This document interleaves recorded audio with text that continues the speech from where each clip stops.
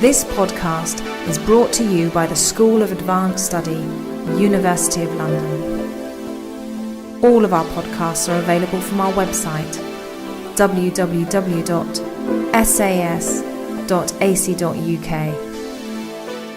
Thank you, Charles, and I want to begin by thanking not only Charles but Jan Loop and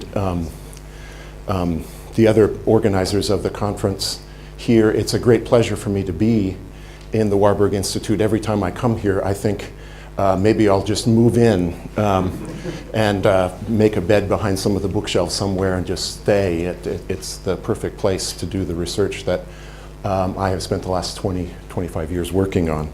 As Charles mentioned, I am at the moment working on, in the middle of working on a book about the Dominican friars and their interaction with the Qur'an between about 1240 and 1320. I begin here with a famous painting by El Greco of Dominic himself in prayer, Dominic wearing the black and white Dominican habit. Dominic, the inspiration for this order, the order of preachers, who would very quickly become the most learned order, religious order in the Western Church in the High Middle Ages, and of course they remain a very highly scholarly order to this day. Though the Dominicans were founded to be preachers preaching the gospel to the Albigensian heretics, the non-Orthodox Christians, particularly in southern France in the late 12th and early 13th century, the Dominicans quickly morphed, as it were, into having interests in all sorts of other non-Christian groups, especially Jews and Muslims, and uniquely among the religious orders of the Latin Middle Ages, developed special schools in which select friars could learn Arabic and Hebrew and Aramaic so as to be able to read the texts of and speak the languages of Jews and Muslims. What I want to do today is talk about two of the friars who were produced in this process, became extremely advanced in their knowledge of Arabic, and spent a great deal of time interacting with Islamic religious texts. And in doing so, I want to chart what I think is a kind of an interesting transition that the study and translation of the Qur'an during this period, a transition that I think has in other times and in other places been followed in something of a similar way. And it's a transition from reading the Qur'an very much within the Islamic tradition, in Islamic space, in medieval Spain, surrounded by other Arabic Islamic books, to a reading of the Qur'an that even in the second Dominican I'm going to talk about, who is reading it in Arabic, but he's reading it an assemblage of other Arabic books, other Qur'an commentaries and that kind of thing. He begins and devotes himself enormously to a careful sort of combing through of the Qur'an, but he does so almost in complete absence from any other Islamic texts. A process that I think is worth thinking about. It very much happens in our own day. Now, before I say anything about the two Dominican friars, I want to mention a couple kinds of works or works that I'll be referring back to in both of their cases. The first is the enormous literature of commentaries on the Qur'an. This is a picture of a modern edition of the famous Qur'an commentary of At-Tabari from the Middle Ages, and I want to stress that this is an enormous amount of literature that supplements the Qur'an, which in itself is not a particularly long book. This is all a commentary on that book, and this is not the only commentary that is this gigantic from the Middle Ages. There is a huge literature, just as there is around virtually every other religious text, of commentary on that text. And one of the things I'll be talking about is the extent to which these Dominican friars have knowledge of Quranic tafsir or commentary. But there are other kinds of texts they are looking at while they're studying the Qur'an, and there are two Christian texts that in particular are on their tables, on their desks, we might say, as they read the Qur'an. And one is a Latin translation of the Qur'an, the translation 1212 by of Toledo. I and other people have written a fair amount about this translation in other places. I'm not going to say much about it, other than to point out that it is a translation that was in many ways made within a world of Islamic books. This translator either knew directly or was in conversation with Muslim informants who explained the meaning of the Quran to him, he often taking the language of the Quranic commentaries and putting it right into his Latin translation. The second book that was on their desks is a relatively obscure work called the Liber Denudationis, the Book of Revealing. These are both appear in the same manuscript that I'm showing you here. This is a work that originally was written in Arabic in the 11th or 12th century in Al-Andalus, written by a Christian who is extremely knowledgeable of the Quran, but other Islamic books like commentaries and collections of hadith. It is lost in its Arabic original. There is no manuscript that we know of to have survived, but it was translated into Latin by some point in the late 13th century, and interestingly enough survives only in one manuscript, in this one in Paris. And despite the fact that it seems to have been read, as far as I can tell, only by these two friars I'm going to talk about, it would go on to have an enormous influence on Western thinking about Islam for reasons I'll get to in a little bit. So bear those in mind as I go now to talk about the two Dominican friars in question. The first of them is a Spanish. We don't know between about 1250 and 1284. He was an active Dominican scholar. He had been trained in the very advanced education that all friars went through, including the study of Aristotelian philosophy, influence from Arabic philosophers along with it. He both studied at the Dominican schools for Arabic and then taught at them. He also learned Hebrew and Aramaic extremely well as well. He was perhaps the greatest European linguist of his age. In the early part of his career, he wrote largely about Islam in a couple of works, one with the explanation of the Apostles' Creed. This is really an explanation of the Apostles' Creed for Muslims, to try to persuade Muslims to believe in it. And then secondly, and more influentially, in a work called On the Sect of the Muslims, a treatise that itself would go on and have a fair amount of influence.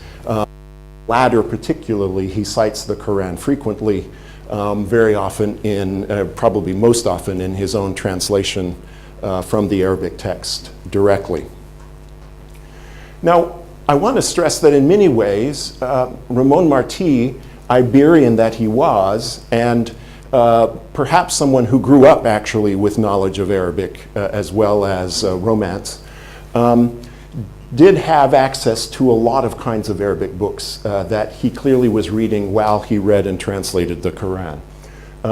For one thing, he had knowledge of and knew how to consult Arabic commentaries on the Quran. And I'll give you just one example of this. And I want to stress that typically when he's doing this, he is doing it for polemical purposes.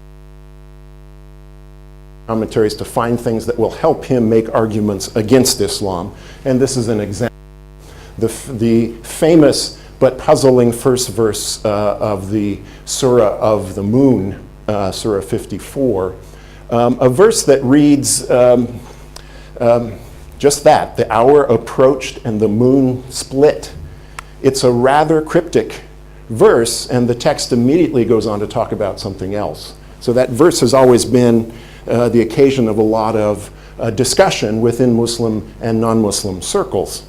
In the Islamic world, a tradition very quickly developed that said that this verse referred to an event in the past, a miraculous event. One night, Muhammad was standing outside of Mecca, and some of the members of the Quraysh tribe asked for a miracle, and so he pointed at the moon in two pieces and fell down, one piece on either side of Mecca, and there are slightly different versions of the story that circulate as well. So if you turn to Quranic commentaries, that's generally the interpretation that they advance. Insisting, in other words, that these words refer to a time in the time of the prophet. They are in the past. The problem is that grammatically they could well refer to the future as well. And there was a sort of a minority view that you find in the commentaries that in fact this verse referred to the day of judgment, and the hour talked about here is the hour of judgment. And when it comes, then the moon will split. And Ramon Marti, as he's scanning through the commentaries, trying to find out what Muslims say about this, hits upon the latter view, which is that this thing will happen on the day of judgment. And he says, aha, this is what I need, because I want to refute notion that Muhammad worked any miracles, and he wants to do it because for him and other Christians, the working of miracles is the part of the definition of being a prophet. And he says, this is the way I can do it. I can insist that commentators say, at least some of them, that this event is actually going to happen in the future, and that Muhammad can't have been a miracle worker. And so, Latin translation of his own, he says that a certain commentator holds this Latin, and therefore we don't have to imagine that this miracle ever really happened. This is a fairly sophisticated use of the tafsirs, and he uses them in other places. He also uses the Baba tafsir from Bukhari's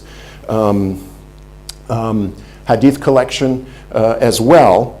And I want to stress just briefly that he knows a lot of other Arabic books, as for example collections of hadith, the short traditions that are related about the Prophet's doings and statements. This is a page of a modern edition of hadith in Arabic and English. And you see this is one hadith here, a relatively short of one of the deeds of the Prophet. And the hadith consists of enormous collections of these kind of works. And he cites hadith collections actually by name book. So it's relatively easy to go and find his information from. And he knows a lot of other Arabic books too. He really knew Arabic philosophy quite well and read a lot of that directly in Arabic too. When we look, we see somebody who, like Mark of Toledo, that earlier translator or polemicist, really is immersed in a lot of ways in a world of Arabic texts. Nevertheless, we also find him using Christian texts here and there, in particular the two I mentioned. I don't think this has ever been noticed before. I'm pretty sure it hasn't. But he, at points when he cites the Qur'an, cites it in Latin versions that are identical with Mark of Toledo's version. And I just want to mention one example briefly, having to do with verse 347 of the Qur'an. This is Mary speaking to Gabriel, saying, has touched me. And there's a feature of Arabic language that I need to stress here, and that is that what joins the two, the conjunction that joins the two clauses together is actually wa, which technically means and. That's the normal word for and. But this, grammarians of Arabic say, I don't remember how the Arabs explain it, but Western grammarians call this a so-called wow of preceding circumstance, an and of preceding circumstance that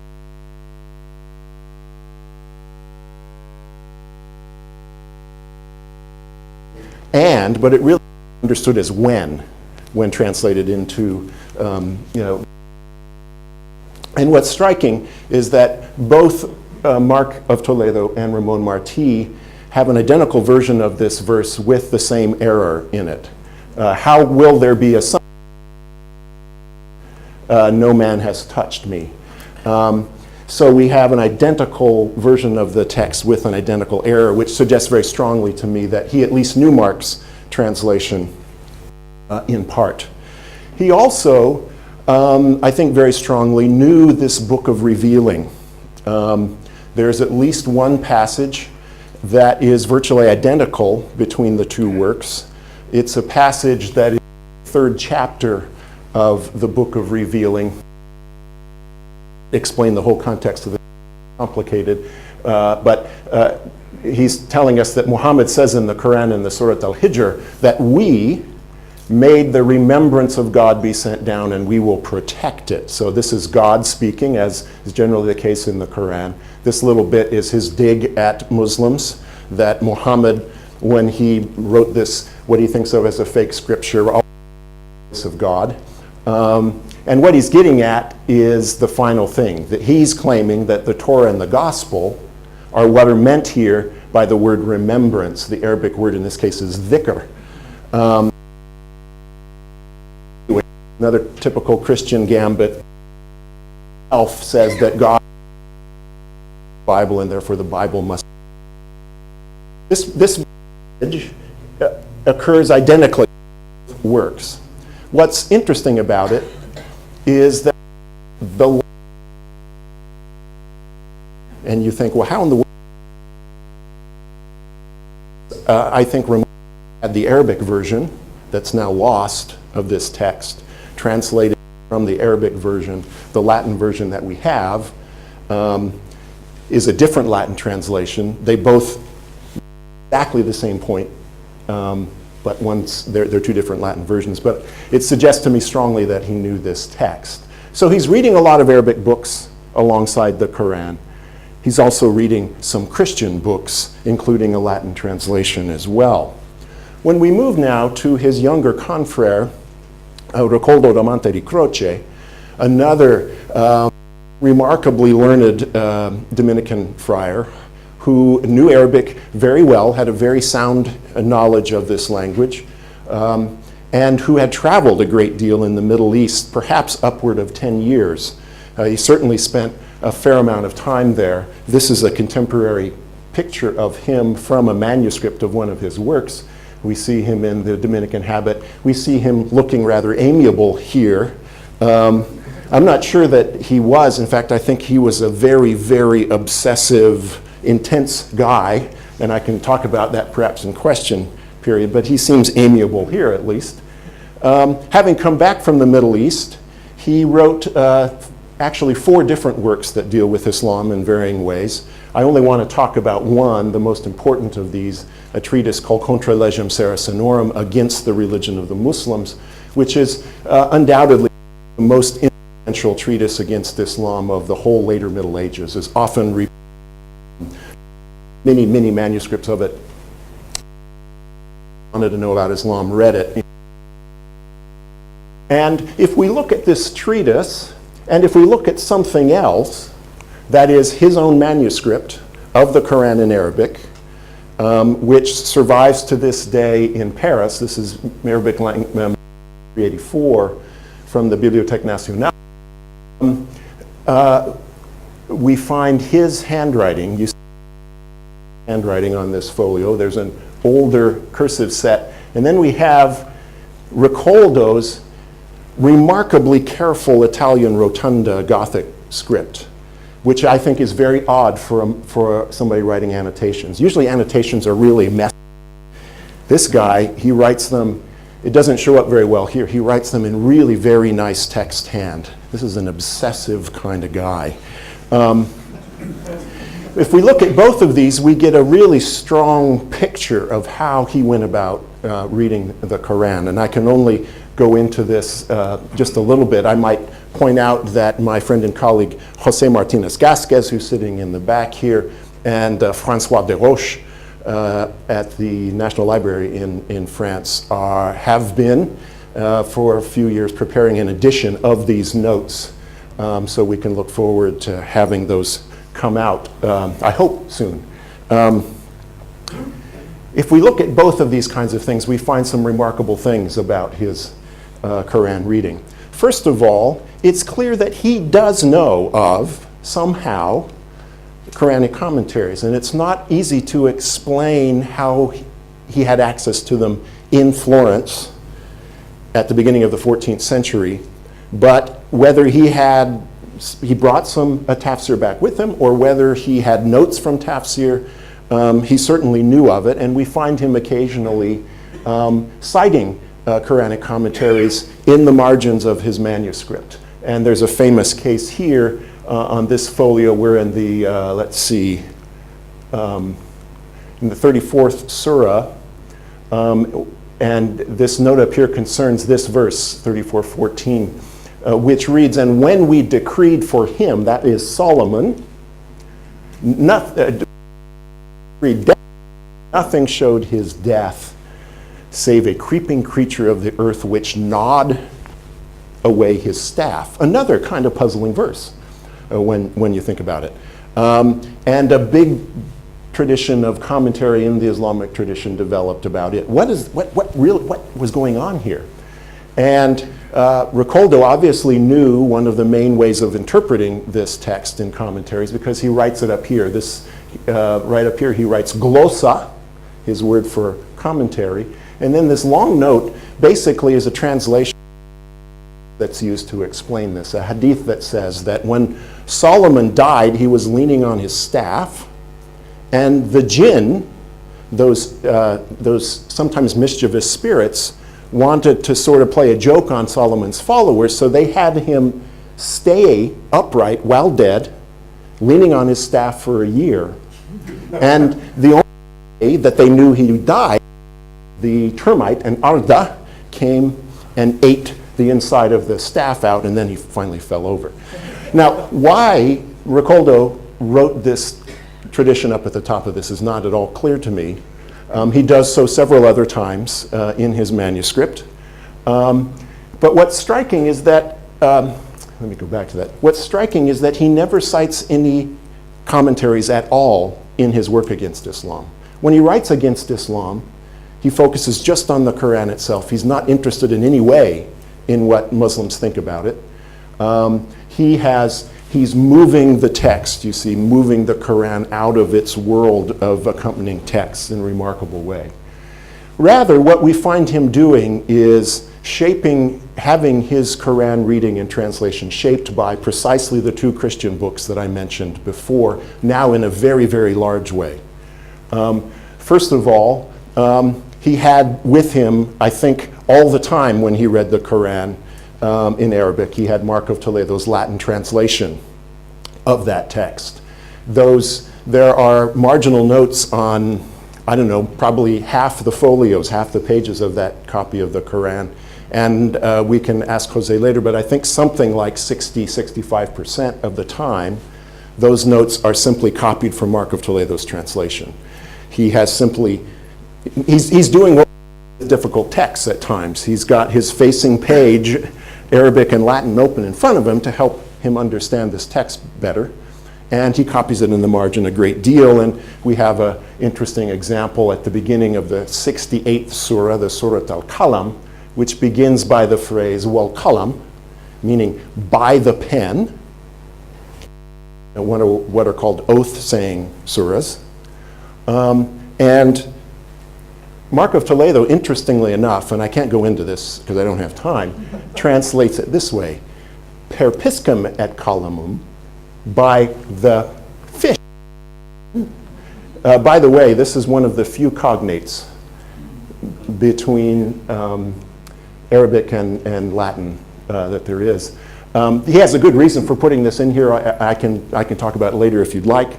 What we find next to that surah at the beginning of, in Ricoldo's own copy of the Quran in his own hand, is exactly the same phrase. He's clearly copied it out of Mark's translation. And in fact, when we look at his big work against Islam, against the religion of the Muslims, about 25% of the Quranic quotations that he uses in Arabic actually are drawn from Mark's Quran. So it was clearly a big part of his study of the Quran. Secondly, this book of revealing that I mentioned, this obscure book that hardly survived the Middle Ages, was with him all the time as well. And other scholars, especially modern Dominican scholars, have shown very precisely the extent to which his Against the Muslim Religion is in many ways a kind of a retelling of the Book of Revealing. The Book of Revealing clearly shaped precisely how he understood the Qur'an and how he went about reading it himself. It was the biggest influence on his conception of Islam. So that 21% of the quotations in that text come from the Book of Revealing directly. Now that does mean, and I want to stress this, that the remaining 50-something odd percent come from other sources, and the majority of those are Ricoldo himself. They're clearly Ricoldo translating the text himself. He has, as I mentioned, an advanced knowledge of the Qur'an, and one of the things we find him doing, by the way, is that he often corrects Marco Toledo's translation. Sometimes he corrects it when he first writes it in the margin, and it further when he uses the same text in his own work against Islam. This is this obsessive thing. He really says. Well, what might we conclude about these followers of Dominic who had such advanced knowledge of Arabic? Well, I think it's very clear that these are really well-trained scholars, but I think what's striking is the way that the farther we move from the 13th century in time, from the early 13th century in time, and the farther we move in distance from Iberia, the more is the Qur'an read only by itself and not with these other Islamic books. And I mention that I think it's an important part of the process of one religion studying another one. I think it happens a great deal. It certainly happens now in my own country. There are lots and lots of people who have read the Qur'an and no other Islamic work at all, and make all sorts of claims about what it means and what it says without ever consulting the huge body of literature that has shaped that understanding. Thank you.